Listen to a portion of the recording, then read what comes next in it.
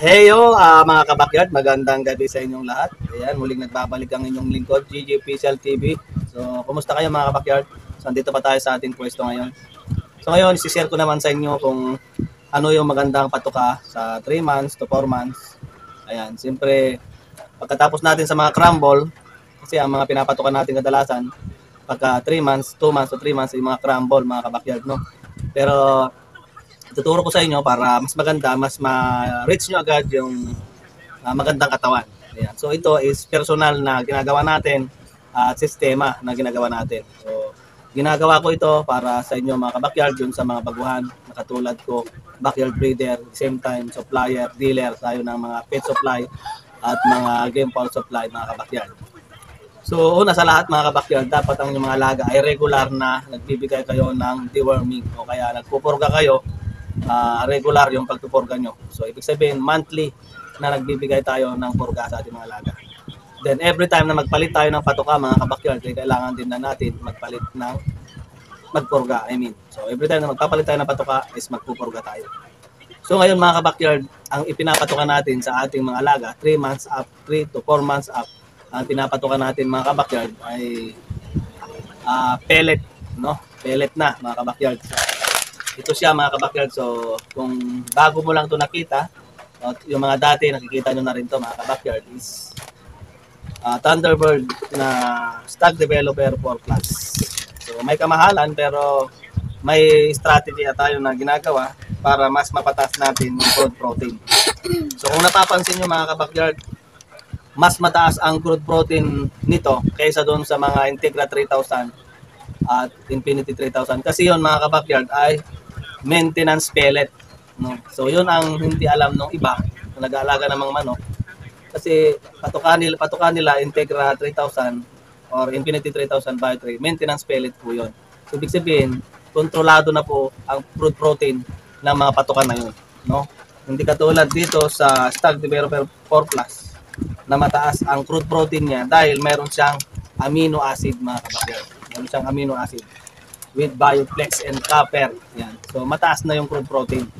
Mas madali talaga magpabuka ng katawan ng inyong alaga kung mataas ang protein. Tapos ito mga kabakyard, ang discard na ginagawa natin dito, dinadagdagan pa natin ito ng 1/2 or 1/4 kilo na starter feeds pambaboy. So nag-a-average din yon ng 18 to 20% doon sa crude protein. Kaysa gumamit po kayo ng mga dog food na napakamahal at mahirap pang gamitin kasi kailangan mo pang ibabad doon sa tubig kasi may katigasan yun. Pero ito mga kabakyard, itong pellet saka yung starter feeds is madali lang gamitin.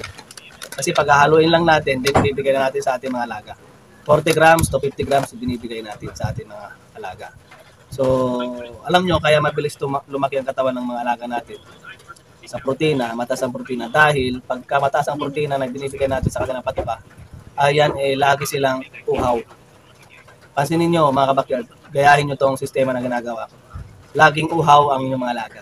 So, kailangan, after nila kumain, magbigay kayo ng tubig, unlimited na tubig mga kabakyard. Then, tignan nyo pag nawalan, sa tanghali, bandang alas 2, alas 3, yung hindi naman kataasan ng araw, magbigay kayo ng tubig.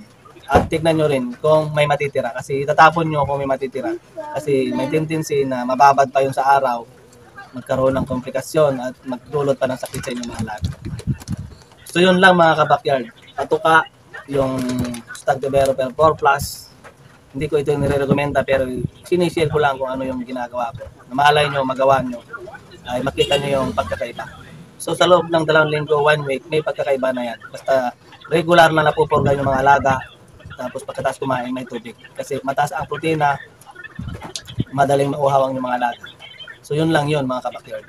Yun yung pinaka point ng topic natin tungkol sa mga patuka. Hindi lang basta tayo nagbibigay ng patuka, no mga kabakyard.